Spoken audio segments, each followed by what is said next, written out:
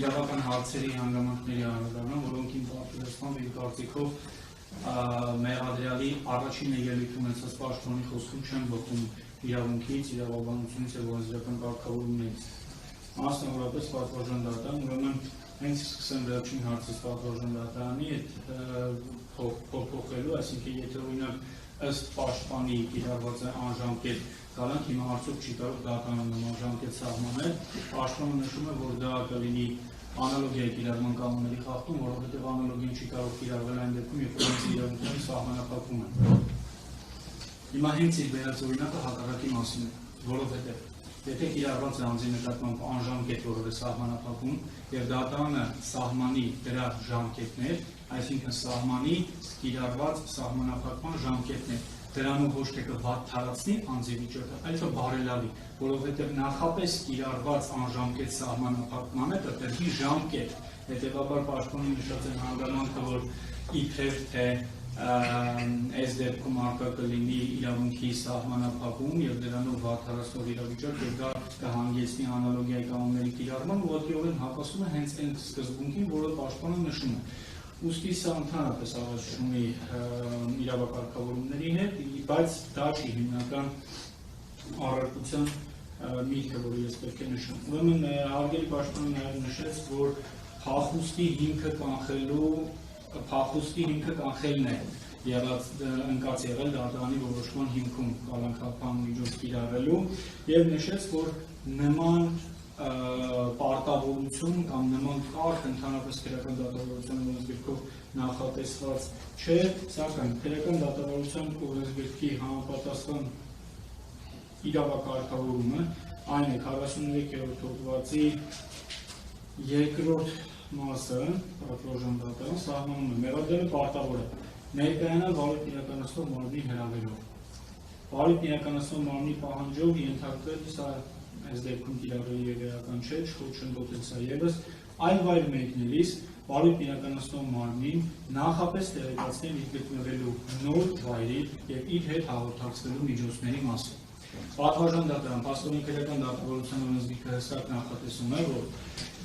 եթե մեղադրյալը որևէ դեպքում, որևէ պատճառով, ինչքան էլ պատճառը հիմնավոր լինի կամ անհիմն լինի,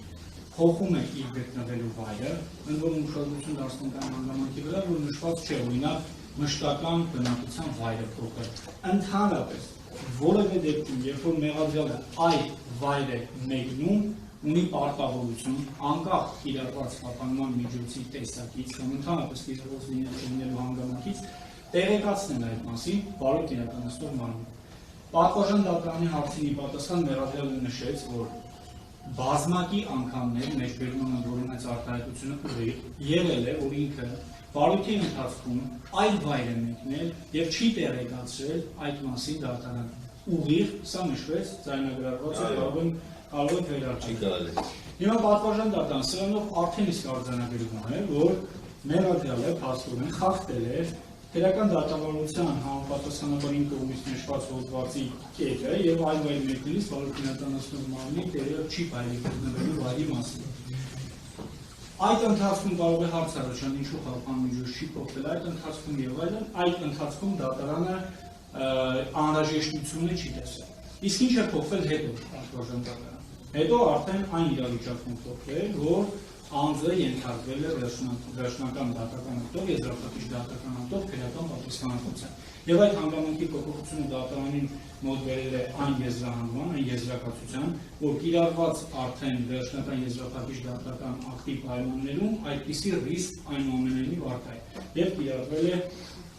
կալանքը որպես խափանման միջոց, հենց փախուստը կանխելու, այսինքն պատվարժան դատարան մյուս կետի պահանջը իրագործելու համար, որովհետև մյուս կետով էլ 5-րդ կետով հոդվածի նախատեսված է, որ մեղադրյալը պարտավոր է ենթարկվել վարույթ իրականացնող մարմնի կարգադրություններին, իսկ եզրափակիչ դատավարական ակտը կարգադրության մի տեսակ է։ Սա այս մասով պատվարժան դատարան։ Ուրեմն նշվում է նաև, որ չի կարող, որ անժամկետ ինչ-որ սահմանափակում է կիրառված, միևնույն ժամանակ պաշտպանի խոսքում նշեց, որ քրեական դատավարության օրենսգիրքը հստակ նախատեսում է, որ կալանքափան միջոցը չի կարող ավելի լինել օրենքով սահմանված պատժատեսակի, պատժաչափի առավելագույն ժամկետից։ Այսինքն օրենքը ինքը նախատեսել է ազատությունից զրկելու հետ կապված խափանման միջոցի ժամկետ եւ հետեւաբար անժամկետ են կիրառված չէ։ Այդ պնդումը չի համապատասխանում, ինչպես պաշտպանն էր անընդհատ նշում համակարգային վերլուծության քրեական դատավորությունից։ Կարգի բացակայության մասին նաև նշվեց, որ Սահմանադրության 27-րդ հոդվածը, որը անձնական ազատության անձնամխելիության վերաբերյալ հիմնական իրավունքն է նախատեսում, նշում է այդ հոդվածը Սահմանադրությամբ, որ միայն օրենքով սահմանված դեպքում եւ կարգով անձը կարող է ազատությունից զրկել։ Միևնույն ժամանակ պաշտպանը նշեց, որ այդպիսի կարգ նախատեսված չէ, բայց դատանն իր հարցում ուղղեց 116-րդ հոդվածում նախատեսված կարգի գոյության մասին պնդումը, ուստի սրա հետ կապված ևս ավելացնելու ես ոչինչ չունեմ, ուղղակի դատանի ուշադրությունը հրավիրում են հանգամանքի վրա, որ այդ կարգը շատ հստակ Հայաստանի Հանրապետության օրենսդրություն նախատեսում։ Ուստի հաշվի առնելով այս հանգամանքները, կարծում եմ, որ ներկայացված միջնորդությունը չի բխում օրենքից, չի բխում իրավական կարգավորումներից եւ ընդհանրապես իրավունքի սկզբունքներից, իսկ կիրառված սահմանափակումը դատարանի կողմից, ինքնուրույն ծախսանշած պատճառաբանություններով եւ առաջին հերթին դատարանի որոշման մեջ նշած պատճառաբանություններով հիմնավոր է իրավաչափ եւ ենթակա չփոփոխման առարկումը։ Այսինքն Հարգելի մեղադրող, դատականության մասնակիցները դատավարության մասնակիցները նշեցին, որ դատական նիստերի ընթացքում դատանը հայտարարել է, որ ունի մասնակցություն պարտադիր չի,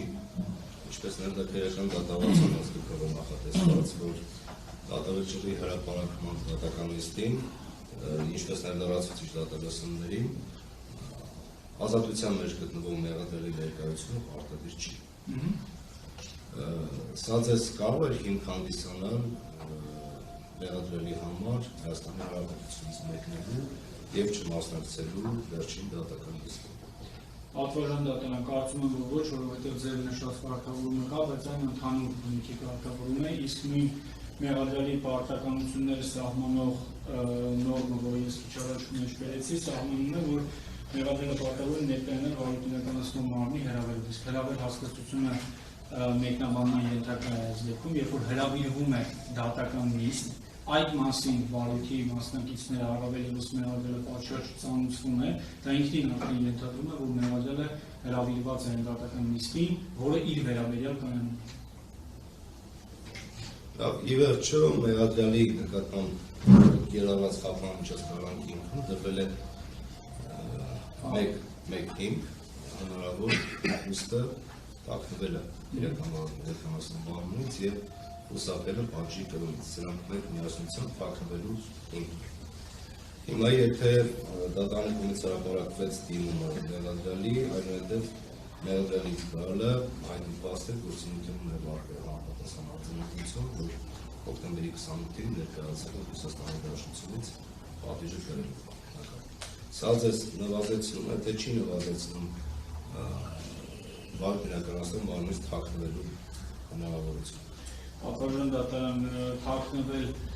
հասկացությունը ևս չի սահմանափակվում կոնկրետ պետության սահմաններով, այսինքն եթե վճռը կայացել է Հայաստանի Հանրապետությունը, չի նշանակում, որ անձը չի կարող թաքնվել Հայաստանի Հանրապետության սահմանների ներսում։ Սա այն պատասխանը։